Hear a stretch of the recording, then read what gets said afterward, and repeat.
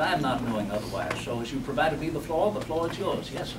What advice would you offer to your successors regarding matters of national debt?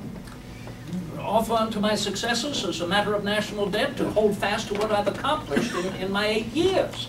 Can you imagine, when I came to office, March the 4th, 1801, our nation, after 12 years of federalism, was in debt to $90 million.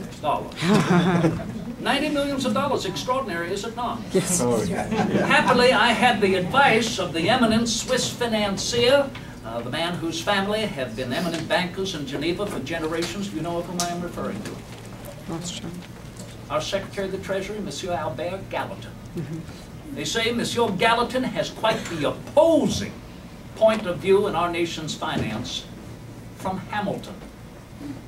That Gallatin believes, rather than to twistify and convolute the principles of political economy, make it easily understood by the average American citizen, so that the average American citizen can understand that the finance of our nation should be managed in the same degree we tend to the management and finance of our homes.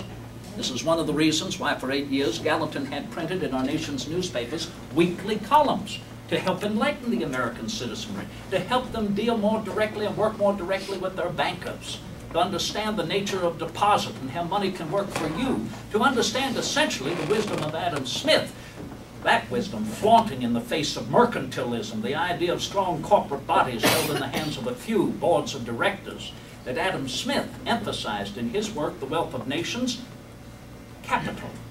That an individual has an inherent right to the capital of their own ideas, their own potential, their own capacity, what little they may have in their pockets.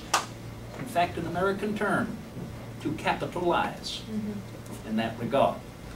And therefore, to recognize several principles of good finance for the individual who might not understand investment or stock jobbing, and that is simply, take care of your pennies and your dollars will take care of themselves. Do not spend money you do not have. And do not purchase something simply because it is cheap.